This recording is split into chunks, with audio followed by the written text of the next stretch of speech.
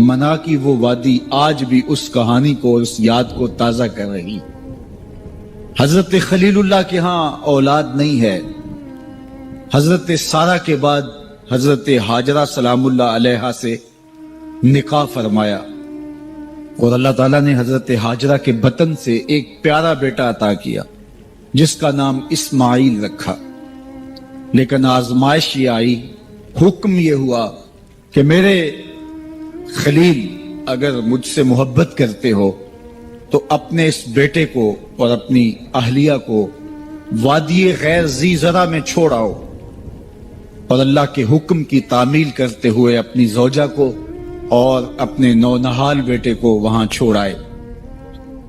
پھر 13 سال کی عمر کو جب حضرت اسماعیل پہنچے تو حضرت خلیل اللہ ملنے گئے۔ ایک خواب دیکھا۔ خواب میں کیا منظر تھا کہ میں اپنے بیٹے کو ذبح کر رہا ہوں۔ اللہ اکبر! یہ کوئی آسان کام نہیں تھا، لیکن نبی کا خواب بمنزلہ وحی ہوتا ہے۔ ہمارے خواب شیطانی وسوسے بھی ہوتے ہیں، الجھے ہوئے خیالات کا عکس ادغاث احلام بھی ہوتے ہیں، اور ہمارے کچھ خواب اچھے بھی ہوتے ہیں۔ نبوت کا 46واں حصہ بھی خوابوں کو کہا گیا ہے، اچھے خوابوں کو۔ لیکن نبی کا خواب محض خیر پر مشتمل ہوتا ہے اور شیطان کے وسوسے کا نتیجہ نہیں ہوتا، یہ اللہ کی طرف سے نبی کو القاء کی گئی بات ہوتی ہے۔ اب حضرت ابراہیم علیہ السلام کو خواب یہ آتا ہے کہ میں اپنے بیٹے کو ذبح کر رہا ہوں۔ 13 سال کا نونہال بیٹا، اور بیٹا بھی وہ جو اللہ سے دعائیں مانگ مانگ کے لیا گیا۔ حکم ہے کہ اس بیٹے کو میری رضا کے لیے ذبح کر دو۔ اللہ اکبر! حضرت خلیل اللہ اٹھے، بیدار ہوئے اور اس خواب کی تکمیل کے لیے آمادہ ہو گئے۔ اپنی زوجہ سے کہا، زوجہ محترمہ حضرت ہاجرہ سلام اللہ علیہا سے کہا کہ بیٹے کو تیار کر دو، دوست کی دعوت پہ لے جانا ہے۔ خلیل عربی میں دوست کہتے ہیں، اور اللہ نے حضرت ابراہیم کو خلیل اللہ اپنا دوست قرار دیا تھا، تو کہا دوست کے بلاوے پہ جانا ہے، دوست کی دعوت پہ جانا ہے، تو بیٹے کو تیار کر دو۔ حضرت ہاجرہ شہزادے کو تیار کر دیتی ہیں، مانگ سجاتی ہیں، تیل لگاتی ہیں، خوبصورت کپڑے پہناتی ہیں۔ بیٹا تیار ہوتا ہے اور باپ اپنے بیٹے کو لے کر کے منا کی وادی کی جانب بڑھتا ہے۔ شیطان سمجھا کہ یہ موقع کتنا نازک ہے، اور اگر یہ قربانی ہو گئی تو قیامت تک آنے والے لوگوں کے لیے یہ نمونہ ہوگی، اتنا بڑا ایثار۔ تو حضرت ابراہیم کے پاس پہنچا اور کہا، اے خلیل، اے ابراہیم، اللہ کو راضی کرنے کے اور تھوڑے موقع ہیں اور تھوڑے ذریعے ہیں، ضرور بیٹے کو ہی ذبح کر کے اللہ راضی ہوتا ہے؟ تو حضرت خلیل اللہ نے کنکر اٹھا کے اس کو مارتے ہوئے کہا، بھاگ جا یہاں سے، میری گود میں ایک اسماعیل ہے، اگر 1000 اسماعیل بھی ہوتے رب کے حکم پہ قربان کر دو۔ حضرت اسماعیل کے پاس آیا، تمہارا باپ تمہیں کہاں لے کے جا رہا ہے؟ کہا دوست کی دعوت پہ، ان کے دوست نے بلایا ہے، اس دعوت پہ ہم جا رہے ہیں۔ کہا نہیں نہیں، تمہیں ذبح کرنا چاہ رہا ہے اور اس کو اللہ کا حکم سمجھ رہا ہے۔ تو آپ نے بھی پتھر اٹھا کے مارا، کہا ہٹ جا میرے راستے سے۔ اسماعیل کے بدن میں ایک جان ہے، لو لو میں بھی جان ہوتی، رب کے حکم پہ قربان کر دیتا۔ ماں کی ممتا بڑی کمزور ہوتی ہے، اولاد کے لیے اس کے جذبات بڑے حساس ہوتے ہیں۔ تو سیدہ ہاجرہ کے پاس آ پہنچا، کہا ہاجرہ، شہزادہ کدھر ہے؟ کہا کہ باپ بیٹے کو لے کر کے دوست کی دعوت پہ گیا ہے۔ کہا کہ وہ تو ذبح کرنے لے جا رہا ہے۔ کہا کوئی سوچ کے بات کر، وہ بیٹے کو ذبح کرے گا جس کو اللہ سے مانگ مانگ کے لیا، بڑھاپے کا سہارا، عصائے پیری، راتوں کے رت جگے، سسکیاں، آہیں اور دعائیں اور التجائیں اور تمنائیں اللہ کے حضور کر کر کے رب سے مانگ مانگ کے بیٹا لیا، اور اس کو اپنے ہاتھوں سے ذبح کر دے گا؟ بیٹا تو نالائق بھی ہو تو کوئی باپ اسے ذبح نہیں کرتا۔ یہ بیٹا، اس کی آنکھوں میں تو نور اور چمک اور روشنی نبوت کی نظر آ رہی ہے، بھلا باپ کیسے ذبح کرے گا؟ تو کہا وہ اسے اللہ کا حکم سمجھ رہا ہے. کہا اچھا؟ کہا ہاں. تو حضرت حاجرہ نے کہا ظالم تو کہیں شیطان تو نہیں ہے؟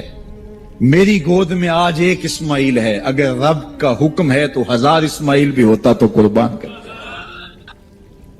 ماں کی ممتا پہ قربان جائیے، بیٹے کی وفاداری پہ قربان جائیے، اور باپ کی اللہ کے حکم کی تعمیل اور ایثار کے جذبوں پہ قربان جائیے. جب وادی منا میں پہنچے تو حضرت اسماعیل علیہ السلام کو حضرت خلیل اللہ نے کہا یا بنیا، اے میرے بیٹے. کتنا دل آویز لہجہ ہے، کتنا پیار ٹپک رہا ہے. اے میرے بیٹے، میں نے خواب دیکھا ہے. خواب کیا دیکھا ہے؟ کہ میں یہ خواب دیکھ رہا ہوں کہ میں تجھے ذبح کر رہا ہوں. فانظر ماذا ترا، اب تو بتا تیری رائے کیا ہے. باپ بیٹے سے کہے کہ میں تمہیں ذبح کر رہا ہوں تو بیٹے کا انداز کیا ہوگا؟ آج تو باپ کسی بیٹے کو زیادہ محبت سے نواز دے تو دوسرے بیٹے شکایت کو نہ ہو جاتے ہیں کہ ہمارا باپ ظالم ہو گیا ہے. کسی وجہ سے کسی کو ترجیح دے دے، اپنے مال میں سے کسی کو کچھ زیادہ دے دے، اور وہ اس کا اختیاری مال ہو، لیکن اس کے باوجود بھی وہ اپنے چچاؤں کو، عزیزوں کو، رشتہ داروں کو کہتے ہیں جناب ہمارا باپ منصف نہیں رہا، ہمارا باپ زیادتی کر رہا ہے. یار یہاں باپ بیٹے کو کہہ رہا ہے کہ بیٹا میں تجھے ذبح کر رہا ہوں. بیٹے کے تیور نہیں بدلتے. یہ فیضان نظر تھا یا کہ مکتب کی کرامت تھی؟ سکھائے کس نے اسماعیل کو آداب فرزند؟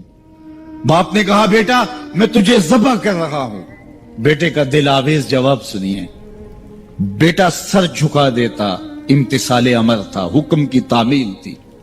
بیٹا کہتا جی جیسے آپ کی مرضی، یہ بھی امتثال امر تھا. بیٹا خاموشی سے جھک جاتا، یہ بھی امتثال امر تھا. گردن رکھ دیتا، یہ امتثال امر تھا. بیٹا کہتا جی جیسے آپ چاہیں، امتثال امر تھا. لیکن بیٹے نے جو جواب دیا قیامت تک اس کو بھی سنہری حروف سے لکھا جائے گا. باپ نے کہا بیٹا میں تجھ کو ذبح کرنا چاہ رہا ہوں. جواب کیا آیا؟ یا آباتے، اے میرے ابو. ذرا دیکھیے باپ کا یہ کہنا کہ میں تمہیں ذبح کر رہا ہوں، اس کے جواب میں تیور نہیں بدلتے. چہرے پر جلال اور غصہ اور عجیب سی کیفیت پیدا نہیں ہوتی کہ میرے باپ آپ کیا بول رہے ہیں. لیکن جب باپ بولا بیٹا میں تجھ کو ذبح کرنا چاہ رہا ہوں تو فرما بردار بیٹا کیا بولتا؟ یا آباتے، اے میرے باپ. اللہ اکبر. تم تو ذبح کرنا چاہتے ہو. یا آبا تفعل ما تؤمر، ابو ذبح کیا ہے، جو کرنا ہے کیجئے. یہ نہیں کہا کہ ذبح کرنا چاہتے ہیں، ہاں ذبح کر لیجئے. ذبح کا جواب ذبح سے دینا یہ مکمل فرما برداری تھی. باپ کہتا یا آبا، یا بنیا، اے میرے بیٹے میں نے خواب دیکھا ہے میں تجھے ذبح کر رہا ہوں. تو بیٹا کہتا ہاں مجھے ذبح کر لیجئے. یا آبا تذبح، ہاں مجھے ذبح کر لیجئے. لیکن بیٹا یہ نہیں کہتا کہ ذبح کر لیجئے. ذبح کا جواب ذبح میں نہیں کہا، بلکہ جواب 2 قدم آگے بڑھ کے دیا. یا آبا تفعل ما تؤمر، ماں میں عموم ہے. ابو ذبح کیا، جو بھی کرنا ہے کیجئے. رہی بات میری، گردن پہ چھری چلے گی، بدن تو تڑپے گا، لیکن ستاجدونی انشاءاللہ من الصابرین. میرے رب نے چاہا تو صبر کر کے دکھاؤں گا. اگر رب کے حکم کی تعمیل میں نونہال بیٹے کی گردن پہ چھری رکھنے کا عزم اور ایثار کی یہ کہانی آپ رقم کرنے جا رہے ہیں تو آپ میرا منظر بھی دیکھیں گے کہ میں تڑپوں گا بھی نہیں. یا ابا تفعل ما تؤمر ستجدنی انشاءاللہ من الصابرین. آپ دیکھیں گے میں صبر کر کے دکھاؤں گا. فلما اسلم وتلہ للجبین، قرآن بتاتا ہے جب دونوں راضی ہو گئے. کس بات پہ راضی ہو گئے؟ فلاں نمبر کی گاڑی خرید لیں، فلاں بنگلہ خرید لیں، فلاں فیکٹری خرید لیں. باپ اور بیٹے نے یہ طے کیا نہیں، باپ ذبح کرنے پہ راضی ہو گیا اور بیٹا ذبح ہونے پہ راضی ہو گیا. فلما اسلم، ایک تو ہمارا اسلام ہے، یہاں دیکھو ان کا اسلام. الاسلام گردن نہادن. اسلام کا معنی یہ ہے گردن رکھ دینا. اپنی مرضی چھوڑ دینا. فلما اسلما، جب دونوں نے گردنیں رکھ دی، دونوں نے جو ہے وہ یہ طے کر لیا، باپ نے ذبح کرنے کا طے کر لیا، بیٹا نے ذبح ہونے کا طے کر لیا. وَتَلَّهُ لِلْجَبِينِ، اور باپ نے بیٹے کو پیشانی کے بل لٹایا. اس پر دو قول ہیں. تَلَّهُ لِلْجَبِينِ، پیشانی کے بل یوں لٹایا کہ الٹا لٹایا تاکہ پیچھے سے ذبح کریں، بیٹے کا من منہ چہرہ سامنے نہ ہو، ذبح کرنے میں رکاوٹ نہ بن جائے. کوئی بیٹا معمولی تو نہیں، اس کی پیشانی میں نبوت کے اجالے چمک رہے. تو بیٹے کو لٹا دیا اور الٹا لٹایا. تَلَّهُ لِلْجَبِينِ، پیشانی کے بل لٹایا. لیکن مفسرین کی ایک جماعت نے کہا نہیں، الٹا نہیں لٹایا. تو تَلَّهُ لِلْجَبِينِ کا معنی کیا ہوا؟ جس طرح ہم آپ جانور کو ذبح کرتے ہیں تو اس کی گردن کو خم دے کے پیچھے زمین پہ لگا دیتے ہیں تاکہ اس کی رگیں تن جائیں اور گردن کھل جائے اور چھری پھیرنے میں آسانی ہو اور جلدی سے جو ہے وہ رگیں کٹ جائیں. کہا کہ بیٹے کی ریشم جیسی نازک گردن کو موڑ کے پتھر پر پیشانی کو لگایا. اللہ اکبر. بیٹے کو رسیوں سے باندھا ہوا تھا اور اپنی آنکھوں پہ پٹی باندھی ہوئی تھی، اور یہ بیٹے نے کہا تھا ابو مجھے رسیوں میں جکڑ لے، شدت کی درد ہوگی، کہیں تڑپ نہ جاؤں، اور ایسا نہ ہو کہ رب کے حکم کی تعمیل میں آپ کو تاخیر نہ ہو. تو باپ نے اپنے ہاتھوں سے اپنے بیٹے کو جکڑا تھا، لیکن جو ہی چھری پکڑ کے باپ بیٹے کو ذبح کرنے لگا، بیٹے نے آواز دی ابا جان رک جائیے. کیوں بیٹا، پروگرام تبدیل ہو گیا؟ کہا نہیں، یہ میری رسیاں اتار دیجئے. بیٹا کیوں اتاروں، خود تو کہا تھا مجھے رسیوں سے جکڑ لو. ابا جان میری رسیاں اتار دیجئے، کہیں کل کا مورخ یہ نہ لکھے باپ ذبح کرنا چاہتا تھا، بیٹا ہونا نہیں چاہتا تھا. باپ نے باندھ کے کیا. کھول دیجئے رسیاں، نہیں تڑپوں. اللہ اکبر. رسیاں کھول دی جاتی ہیں. کائنات نے ایسا منظر کبھی دیکھا نہیں تھا، چشم فلک نے ایسا نظارہ کبھی کیا نہیں تھا. منا کی وادی ہے، فولاد جیسے پگھلے ہوئے پہاڑ ہیں، آسمان سے فرشتے بھی جھک جھک کے حورے غلمان اور رضوان جنت بھی دیکھ رہے ہیں. مالک قیامت آنے والی ہے. کہا فرشتوں تم نے کہا تھا انسان کو خلیفہ بنایا جا رہا ہے، یہ تو لڑائی کریں گے، سجدے تو ہم کریں گے، ذرا میرے بندے کی اس انوکھی ادا کو بھی تو دیکھو. لاؤ سارے سجدے، اپنے قیام لاؤ، اپنے رکوع اور اپنے سجود لاؤ، اور میرے بندے کے اس جذبہ ایثار کے مقابلے میں رکھو. اللہ اکبر. حضرت خلیل اپنے نونہال بیٹے کو فلما اسلما وتلہ للجبین، قرآن نے منظر نگاری کی ہے کہ جب باپ بیٹا راضی ہو گئے، باپ ذبح کرنے پہ راضی ہو گیا. منا کی وادی ہے، کوئی تیسرا شخص نہیں ہے، پگھلے ہوئے پہاڑ ہیں، آسمان کا منظر ہے، ہاتھوں میں چھری پکڑی ہے، زمین تھررانے لگی، عرش کانپنے لگا، وادی پہ راشا تاری ہے. سورج سے یہ منظر نہیں دیکھا جا رہا، کارکنان قضاء و قدر کی چیخیں نکل رہی ہیں. مالک یہ کیا ہونے جا رہا ہے؟ کہا ذرا میرے بندے کی ادا تو دیکھو. پھر ہاتھوں میں چھری پکڑ کے آنکھوں پہ پٹی بندھی ہے اور نونہال لیٹا ہے، اور پیشانی موڑ کر کے، گردن موڑ کر کے پیشانی زمین پہ لگائی، اور تنی ہوئی رگوں پر حضرت خلیل اللہ نے جب چھری پکڑ کے چھری کو پوری ہمت کے ساتھ بیٹے کو ذبح کرنے کے لیے جنبش دی. چھری تو جنبش کرتی ہے لیکن ایک بال بھی نہیں کٹتا. چھری کو زمین پہ مارا، زمین میں دھنس جاتی ہے. لیما تقطعی یا سکین، چھری کاٹتی کیوں نہیں؟ تیرا کام تو کاٹنا تھا. آواز آئی الخلیل یامرنی والجلیل ینہانی. خلیل کاٹنے کا کہتا ہے، رب جلیل کہتا ہے خبردار ایک بال بھی کاٹا تھا. کہا چھری تیرا کام تو کاٹنا تھا. حضرت آگ کا کام بھی تو جلانا تھا. جس نے آگ کو جلانے سے روکا تھا آج اسی کا حکم میرے نام بھی ہے کہ ایک بال بھی نہیں کاٹنا. اس سے راستہ اختیار کیا جا سکتا تھا نکلنے کا. میں نے تو چھری چلائی، اب کیا کروں؟ چھری نے کام نہیں کیا. شکر ہوا بیٹا بچ گیا، لیکن نہیں. خلیل سمجھے شاید کوئی دل میں نرمی پیدا ہوئی تو رب نے چھری کو روک دیا. چھری کو پھر پتھر پہ رگڑا، تیز کیا، اور چھری کی نوک کو نازک گلے پہ رکھ کے پورا وزن ڈال دیا. گلا کٹ گیا، خون بہنے لگا. حضرت خلیل خوش ہو گئے. کتنا مشکل کام تھا بیٹے کو ذبح کرنا، میں کر دیا. جلدی سے آنکھوں سے پٹی کھولی تو کہا، دیکھا کیا کہ منظر بدلا ہوا تھا. بیٹا سمجھ کے جسے ذبح کیا تھا وہ بیٹا نہیں تھا، وہ دمبا تھا. اور حضرت اسماعیل پاس کھڑے مسکرا رہے تھے. بے ساختہ زبان سے نکلا اللہ اکبر. تو حضرت اسماعیل بولے لا الہ الا اللہ واللہ اکبر. پاس کھڑے جبریل جو دمبا لے کے آئے تھے بولے اللہ اکبر وللہ الحمد. ادھر سے آواز آئی وَنَادَيْنَاهُ أَن يَا إِبْرَاهِيمُ قَدْ صَدَّقْتَ الرُّؤْيَا إِنَّا كَذَلِكَ نَجْزِي الْمُحْسِنِينَ. ادھر سے آواز آئی جس سے پہاڑ کی وادی گونجنے لگی اے ابراہیم تو نے واقعی خواب پورا کر دکھایا. وَنَادَيْنَاهُ. سب مترجمین نے اس کا ترجمہ یہ کیا ہے واو حالیہ ہے, یہ طلباء جانتے ہیں. اس حال میں ہم نے ندا دی. حال کیا تھا کہ دمبا ذبح پڑا ہوا تھا, حضرت اسماعیل مسکرا رہے تھے, جبریل پاس کھڑے تھے. جبریل کا پاس کھڑا ہونا اس بات کی دلیل تھی کہ یہ دمبا وہ لے کے آئے ہیں, اور ان کا مسکرانا یہ ساری کہانی بتا رہا تھا. تو حضرت ابراہیم علیہ السلام نے جب یہ منظر دیکھا یقین تو ہو گیا کہ یہ رب کی طرف سے انتظام ہے, جبریل لے کے دمبا کھڑے ہیں.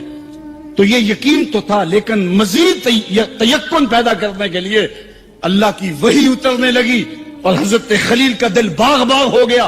وَنَادَيْنَاهُ. اس حال میں جب دمبا ذبح پڑا تھا اسماعیل خوش کن مسکرا رہے تھے, خوبصورت ہنسی ہنس رہے تھے, مسکرا رہے تھے, اور حضرت جبریل بھی مسکرا رہے تھے. تو اس حال میں ہم نے ندا دی ابراہیم تو نے واقعی خواب پورا کر دکھایا. سب نے یہ ترجمہ کیا اس حال میں ہم نے ندا دی, کیونکہ واو حالیہ ہے. لیکن ٹھنڈ نہیں پڑتی تھی. ٹھنڈ تب پڑی جب کنز الایمان کھولا. تو میرے امام نے اس کا جو ترجمہ کیا آپ اشش کر اٹھیں گے. سب نے کہا اس حال میں ہم ندا دی کہ اے ابراہیم تو نے واقعی خواب پورا کر دکھایا. لیکن اعلیٰ حضرت جنہوں نے قرآن کا ترجمہ ہی نہیں کیا, قرآن کی ترجمانی بھی کی ہے, انہوں نے اس کا ترجمہ کیا وَنَادَيْنَاهُ أَن يَا إِبْرَاهِيمُ. اے مخاطب اس موقع کا حال نہ پوچھ جب ہم نے ندا دی. پھر کیا عالم ہوا کہ جب ہم نے آواز دی, یقین تو پہلے ہی پیدا ہو چکا تھا, لیکن جب وادی وحی کے اجالوں سے چمکنے لگی اور ہر سمت وحی کا نور پھیل گیا, پھر کیا حال ہوا حضرت خلیل کا. اے مخاطب پھر اس موقع کا حال نہ پوچھ جب ہم نے ندا دی اے ابراہیم تو نے واقعی خواب پورا کر دکھایا. اِنَّا كَذَلِكَ نَجْزِي الْمُحْسِنِينَ. ہم نیکوکاروں کو یوں ہی جزا دیتے ہیں. ہم آپ کا بیٹا تو نہیں لینا تھا, بس ابراہیم تیرا امتحان پورا ہو گیا, تو نے امتحان میں 100 نمبر لے لیے, سرخرو ہو گیا, کامیاب ہو گیا. یہ تماشائے لب بام تو نہیں تھا, یہ کوئی آسان کام تو نہیں تھا. اللہ اکبر. فرمایا ہم نے اس کو پچھلوں کے لیے سنت کے طور پہ باقی رکھا. سلام علی ابراہیم. ابراہیم تیرے اوپر سلام. آج اسی منسک پہ, اسی قربان گاہ پہ 40 لاکھ حجاج کرام قربانیاں پیش کرتے ہیں. کوئی 2 قربانیاں, کوئی 5 قربانیاں, بعض 100 اونٹ پیش کر رہے ہوتے ہیں. اللہ اکبر. صدیاں گزر گئیں. یہ تو صرف منا کی قربان گاہ ہے. پوری دنیا پہ پھیلے ہوئے مسلمان اس دن جانور ذبح کر رہے ہوتے ہیں. عید کے دن قریب آتے ہیں تو میں گزرتا ہوں سڑکوں, بازاروں اور گلیوں سے, ہر سمت لوگ موٹے تازے جانور لیے گھوم رہے ہوتے ہیں, اور سڑکوں کے اوپر جانوروں کے جو ہیں وہ ٹھٹ لگے ہوئے ہوتے ہیں. تو میری زبان سے بے ساختہ یہی جملے نکلتے ہیں سلام علی کرتا ہے. لیکن جناب ابراہیم کہتے ہیں کہ ان تماثیل کے آگے تم آسن مارے بیٹھے ہو, جو اپنا دفاع بھی نہیں کر سکتے اور اپنی ضرورت کی تکمیل بھی نہیں کر سکتے, تمہاری ضرورتوں کو کیسے پورا کریں گے؟ تو یہ میرے رب نہیں ہو سکتے. شمس و قمر کو, چاند کو, سورج کو, ستاروں کو پوچھتے ہو, اچھا یہ چاند, یہ ستارے رب ہے. تو جب ڈوب گئے تو کہا کہ جو ڈوبنے والے ہیں وہ میرے رب تو نہیں ہو سکتے. مجھے رب کی ضرورت پڑ جائے, رب ڈوبا ہوا ہو, تو مجھے تو وہ چاہیے جو ہر وقت حاضر ہوگا. تو میں تو اس رب کی پوجا نہیں کر سکتا. یہ ان کے شعور کا امتحان تھا اور اس شعوری امتحان میں پورے نکلے. پھر اس کے بعد اگلا امتحان تھا کہ وہ اس شعور کو بیان کرنے کی طاقت بھی رکھتے ہیں کہ نہیں. پھر بت کدا ٹوٹتا ہے, نمرود کا دربار سجتا ہے, اور وہاں جو خطبہ حضرت ابراہیم نے دیا زمانے نے سنا. جب کلہاڑا اس بڑے بت کے کندھے پہ رکھ دیا اور باقی سارے بتوں کا تیا پانچا کر کے رکھ دیا, جب وہ میلے سے واپس آئے تو ابراہیم بڑی بے نیازی سے بولتے, ان کے بڑے نے کیا ہوگا, دیکھو اسلحہ تو اسی کے کندھے پر ہے. تو وہ کہنے لگے ابراہیم تو جانتا ہے یہ بولتے نہیں. اور حضرت ابراہیم یہی تو لانا چاہتے تھے. پھر جو خطبہ دیا، اُفِّل لَکُمْ وَلِمَا تَعْبُدُونَ مِن دُونِ اللَّهِ افلا تعقلون، افسوس ہے تمہارے اوپر اور افسوس ہے ان پر جن کو تم اللہ کے علاوہ پوجتے ہو، افلا تعقلون، تمہاری کھوپڑی میں دماغ نہیں ہے۔ اور پھر اللہ کی توحید کا بیان فرمایا۔ پھر اس کے بعد جان کا امتحان آیا، تو پھر جلتے ہوئے شعلوں کے اندر جس طرح ہنس کے داخل ہوا پیغمبر، یہ الگ اور نرالی شان تھی۔ نمرود نے سوچا تھا جل کے راکھ ہو گیا ہوگا چیخا میں، لیکن 40 دن کے بعد جب آگ بجھتی ہے تو حضرت ابراہیم انگاروں سے چلتے ہوئے یوں باہر آتے ہیں جس طرح پھولوں پر کوئی نازنین چل کے آ رہا۔ حضرت ابراہیم علیہ السلام کی عادت یہ تھی کہ مہمان کے بغیر کھانا نہیں کھاتے تھے، اور یہ بات ذہن میں رکھو کہ جو کھانا مہمان کے ساتھ کھایا جاتا ہے اس کا حساب نہیں ہوگا، چاہے وہ پرتکلف ہی کیوں نہ ہو۔ تو جب بھی بھوک ستاتی تو کسی شخص کو ڈھونڈ کے لے آتے اور اس کے ساتھ دسترخوان پہ بیٹھ کے کھانا کھاتے۔ ایک دن ایک مہمان کو ڈھونڈ لائے اور کھانا تیار تھا، تو کہا کہ اللہ کا مبارک نام لیجیے اور شروع کیجیے۔ اس نے کہا میں تو اللہ کو نہیں مانتا۔ تو کہا کہ میاں تیرا اور میرا رشتہ کیا ہے؟ میں تجھے اللہ کے نام پہ ہی تو کھلا رہا ہوں کہ تو اس کا بندہ ہے، اور اگر تو اس کا نام ہی گوارا نہیں کرتا تو پھر کیا باقی بچا؟ اس نے کہا روٹی کے چند لقموں کے لیے میں اپنے بت سے بے وفائی نہیں کر سکتا، میں بتوں کا پجاری ہوں اور مجھے بھوک بھی لگی ہے، لیکن میں اپنے بتوں سے بے وفائی نہیں کر سکتا۔ تو حضرت ابراہیم نے فرمایا تو اتنا غیرت مند ہے، اپنے بتوں کے ساتھ تیری یہ وفا ہے، تو سن پھر میں بھی اللہ کے نام کے علاوہ تجھے ایک لقمہ نہیں دے سکتا۔ اس نے کہا کوئی بات نہیں، اٹھ کے چلا گیا۔ وہ چلا گیا تو جبریل آ گئے، رب کا سندیسہ دیا، ابراہیم تو نے میرا بندہ ناراض کر دیا۔ یا اللہ وہ تیرا بندہ تھا، تیرا نام لینا گوارا نہیں تھا۔ کہا ابراہیم اس کی عمر کتنی ہوگی؟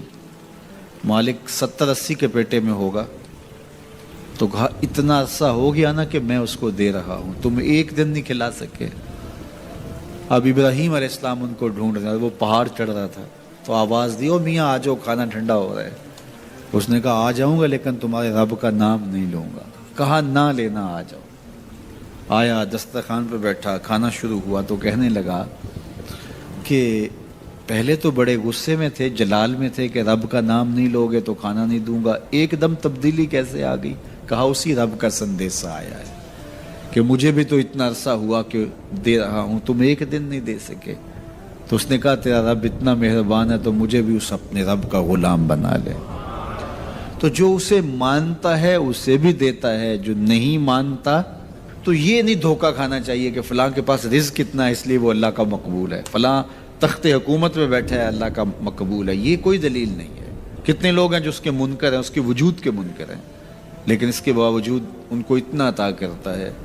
بلکہ فرمایا اگر تمہارا مجھے لحاظ نہ ہو تو کافروں کے گھروں کی سیڑھیاں بھی سونے اور چاندی کی ہوں، چونکہ ان کو سب کچھ دنیا پہ دے دیا جائے گا، آخرت میں ان کا کوئی حصہ نہیں۔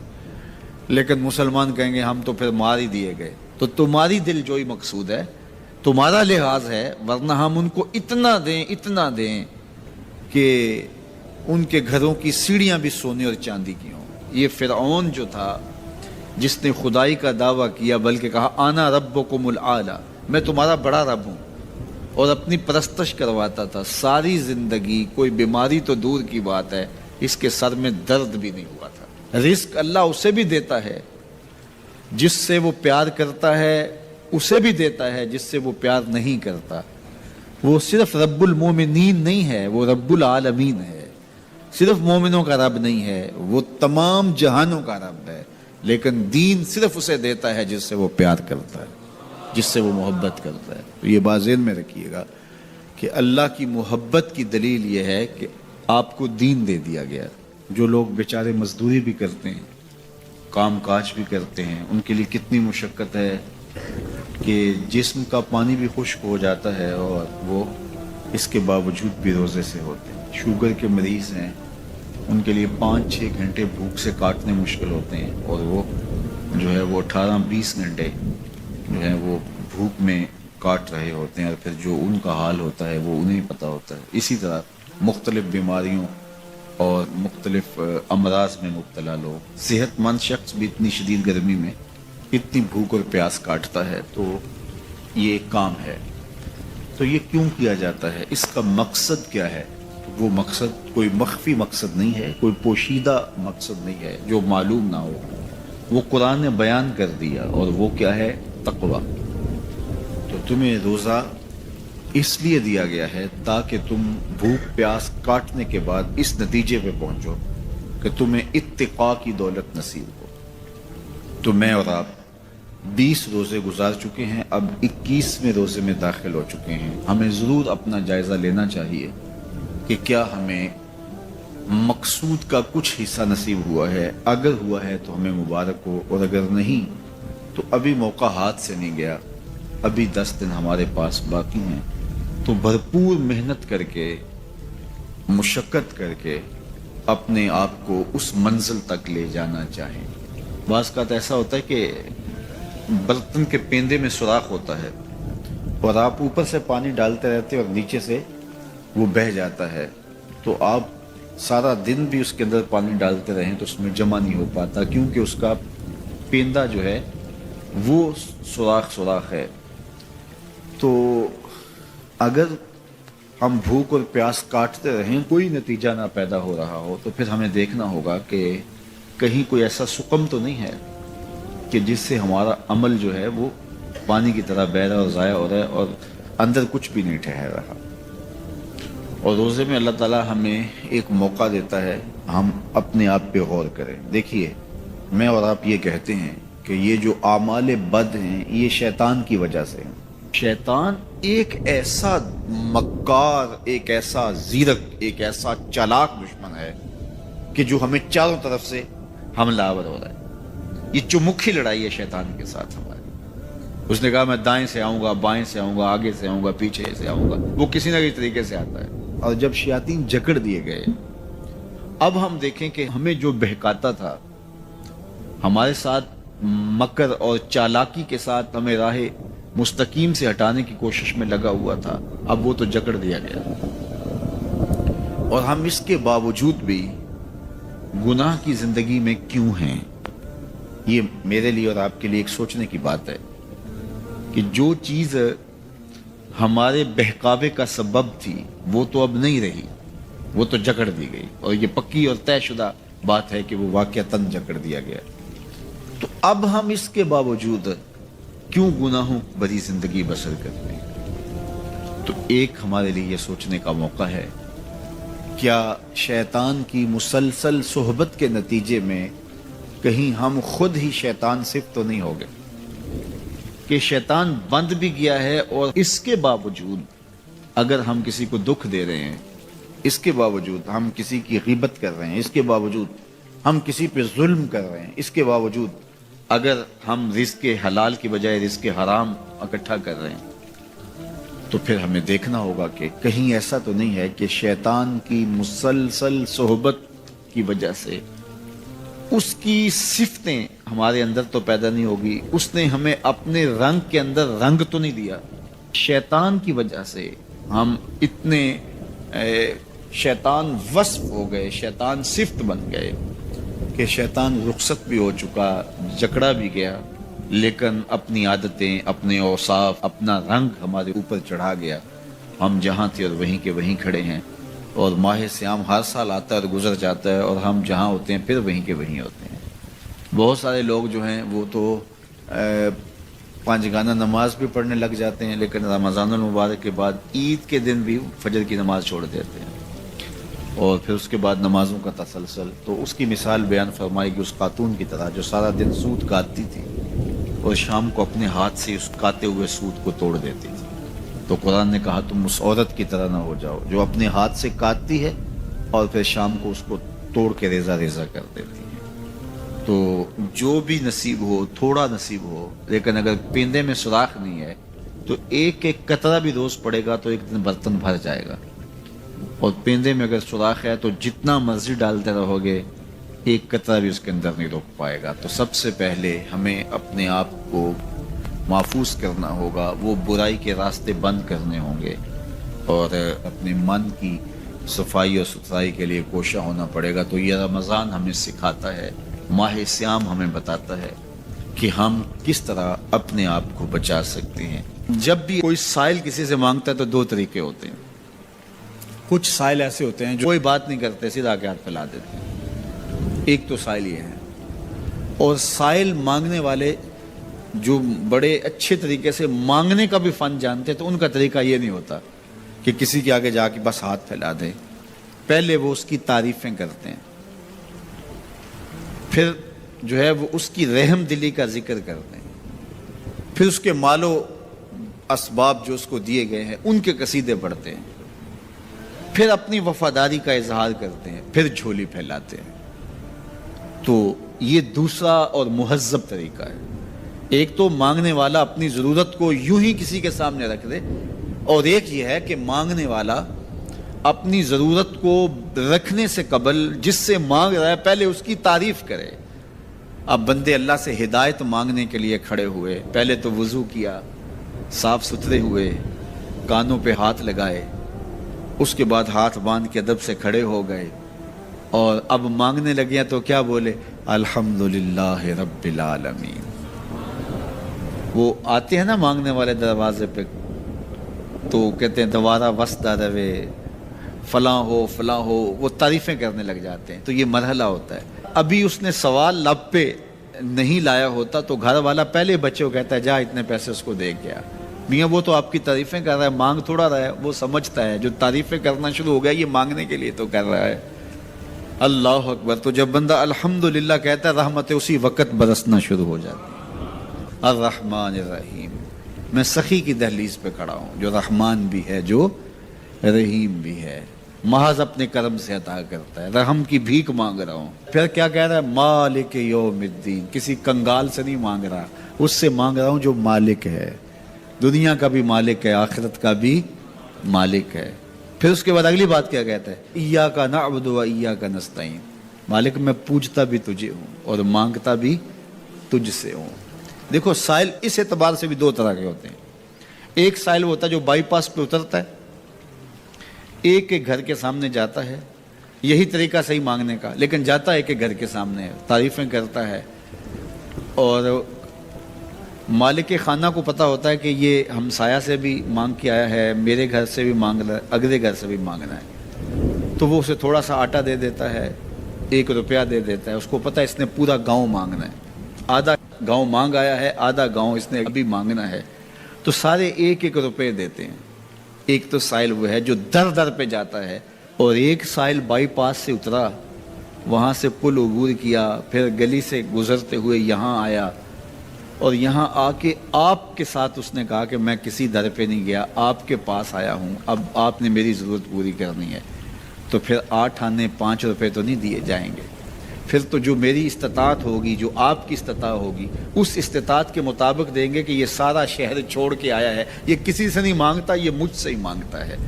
تو پھر آپ اس کی ضرورت پوری کریں گے۔ اگر آپ کے بس میں ہوا تو مانگنے والا کیا کہہ رہا ہے؟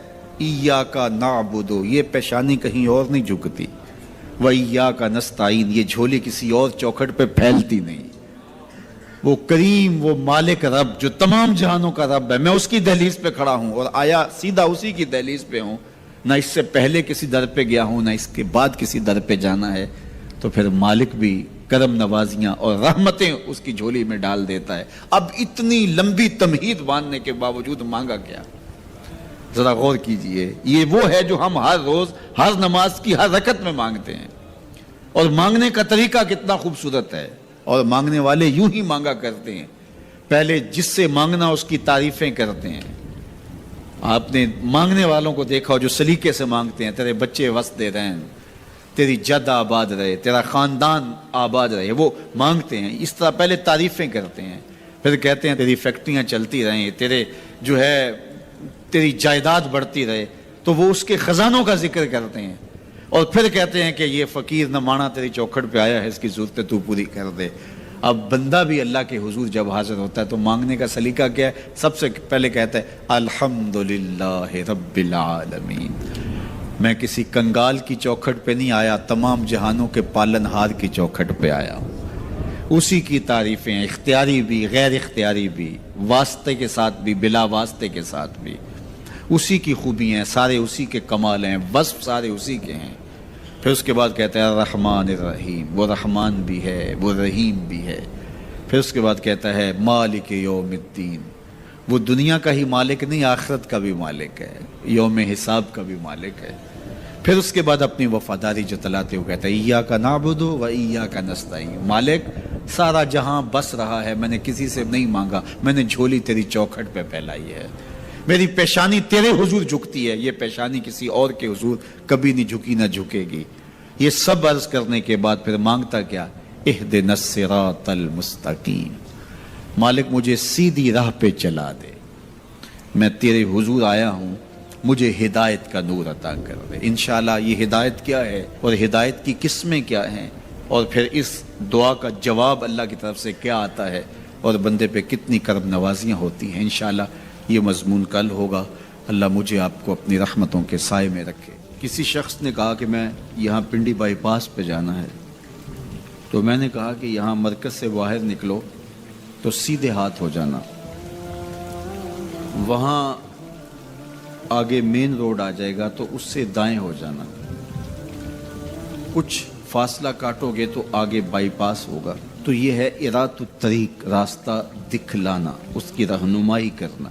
تو ہدایت کا ایک معنی یہ ہے رہنمائی، لیکن وضو کر کے قبلہ رو کھڑا ہو کے ہاتھ باندھ کے جب کوئی کہہ رہا ہے کہ اہدنا الصراط المستقیم، تو اس کا مفہوم ارات الطریق نہیں ہوگا، چونکہ وہ راہ دیکھ چکا ہے تو تبھی یہاں تک پہنچا ہے۔ اب اس کا دوسرا معنی ہوگا ایصال الی المطلوب، مطلوب تک پہنچنا۔ اور وہ کیسے ہے کہ کسی نے کہا کہ میں نے بائی پاس پہ جانا ہے اور آگے میں نے شہر کی طرف جانا ہے، تو میں نے اس کو کہا یہاں سے نکلو، دائیں ہو جاؤ، پھر جو ہے وہ پھر دائیں ہو جانا، پھر بائیں جانب کی ڈائریکشن لینا، پھر آگے چلے جانا تو شہر آ جائے گا۔ تو اس کو تھوڑا سا فرق لگ گیا، تو وہ شہر جانے کی بجائے وہ گجرانوالہ کینٹ پہنچ جائے گا۔ ارات الطریق میں بھٹکنے کے امکان موجود ہے، اور اگر کوئی راستے میں بھٹکانے والا کھڑا بھی ہو، ٹریفک پولیس کا وارڈن راستے میں کھڑا ہو اور اس نے وردی وہی پہنی ہوئی ہو، تو وہ کہے کہ نہیں تم ادھر جاؤ، تو گو میں نے راستہ دکھا دیا، لیکن وہ شخص اس شخص سے دھوکہ کھا جائے گا کہ یار یہ ٹریفک پولیس کی وردی میں ہے تو یہ تو غلط نہیں بتا رہا، تو وہ اس کو کسی اور سمت گھما کے پہنچا دے گا۔ اب راستہ اگر صرف دکھلانا ہی منزل تک پہنچنے کی ضمانت ہوتا تو لوگ راستے سے بھٹکتے نہ، کیونکہ راستے میں ایک جعلی وردی پہنے کھڑا ہے جو لوگوں کے راستے خراب کرتا ہے، اور اس نے اللہ کی حضور، اللہ کی عزت کی قسم کر کے کہا تھا لَأَقْعُدَنَّ عَلَىٰ صِرَاطِكَ الْمُسْتَقِيمِ، مالک تیری طرف جو سیدھی راہ جاتی ہے میں اس راستے پہ کھڑا ہو جاؤں گا اور تیرے بندوں کو تیرے تک نہیں پہنچنے دوں گا، دائیں بائیں بھٹکا دوں گا۔ تو ارات الطریق میں بھٹکنے کے امکان موجود ہیں۔ اور دوسرا ہے ایصال الی المطلوب، آپ نے کہا کہ میں نے شہر جانا ہے، مجھے راستہ بتاؤ، میں نے آپ کا بازو پکڑا، آپ کو ساتھ لیا اور شہر پہنچا کر کہا کہ یہ تمہاری منزل ہے، تو اس کو کہتے ہیں ایصال الی المطلوب، مقصود تک، منزل تک، مطلوب تک پہنچا دینا۔ تو اہدنا الصراط المستقیم میں بندہ اللہ سے منزل تک پہنچنے کا مطالبہ کرتا ہے، راستہ دیکھ چکا ہے لیکن پھر بھی کہتا ہے مالک میں چلوں گا تو شیطان راستے میں کھڑا ہے، میری راہ مار دے گا، تو کرم کر، دستے کرم بڑھا اور مجھے منزل تک پہنچا دے۔ اور جب وہ دستے کرم اور رحمت برا ہاتھ دیتا ہے تو پھر منزل تک پہنچنے میں دیر نہیں لگتی۔ آج خود کوئی جتنا مرضی سفر کرے منزل نصیب نہیں ہو سکتی جب تک اس کی کرم نوازی نہ ہو۔ بہلول دانا دریائے دجلہ کے کنارے پہ گھوم رہا تھا کہ ہارون الرشید نے کہا کہ اس کو میرے تک پہنچایا جائے، تو اوپر والوں نے کمند نیچے پھینکی اور نیچے والے خدام نے اس کو پکڑ کے اس کمند میں بٹھایا اور اوپر والوں نے اوپر کھینچ لیا، تو 2 لمحوں کے بعد محل کی چھت پر بادشاہ کے سامنے تھا۔ تو بہلول کو ہارون رشید نے پوچھا بہلول بتاؤ خدا تک کیسے پہنچے ہو؟ تو بہلول نے مسکرا کے کہا بادشاہ جیسے آپ تک پہنچا۔ کہا بات سمجھ نہیں آئی۔ کہا میں خود آنا چاہتا تو کئی واسطوں سے گزر کے دیوان خانے میں پہنچتا، پھر درخواست جمع کرواتا، اور پھر آپ تک کئی واسطوں سے وہ درخواست پہنچتی، پھر آپ وقت دیتے، جو وقت آپ نے دیا ہوتا، ہو سکتا ہے آپ کے کوئی شاہی مہمان آ جائیں اور کسی ملک کا کوئی سفیر آ جائے اسی تاریخ کو، تو میری ملاقات منسوخ ہو جاتی۔ میں چاہتا تو مہینے سال لگ جاتے، ملاقات ہوتی نہ ہوتی، اور جب آپ نے چاہا ہے تو 2 گھڑیاں بھی نہیں لگی۔ تو کہا کہ ارات الطریق نہیں، راستہ تو دیکھا ہوا ہے، سجھائی دے رہا ہے، لیکن کہیں شیطان راستے میں ہماری راہ نہ مار دے، ہم خود تھک کے نہ بیٹھ جائیں اور راستے کی پیچیدگیاں ہمیں کہیں کسی اور سمت نہ لے جائیں، تو مالک کرم فرما، دستے کرم بڑھا اور ہمیں منزل تک پہنچا دے۔ تو جب یوں سوال کیا تو جواب کیا آیا؟ صراط الذین انعمت علیہم۔ تو یہ سائل کے سوال کے اندر ہی جواب ہے، فوراً اس کے لبوں پہ یہ سوال جاری کر دیا گیا جس میں جواب ہے مالک ان لوگوں کے راستے پہ چلا جن پر تیرا انعام ہوا۔ اور اللہ کا انعام کن پر ہوا؟ انبیاء پر، صدیقین پر، شہداء پر اور صالحین پر۔ اس طبقے پر اللہ تعالیٰ کا انعام اور اس کی کرم نوازیاں نازل ہوئی ہیں۔ تو کہا اگر تم میرے تک پہنچنا چاہتے ہو تو انبیاء کے راستے پہ چلو، صدیقین کی راہوں پہ چلو، صالحین اور شہداء کے راستے پہ چلو، تمہیں منزل نصیب ہو۔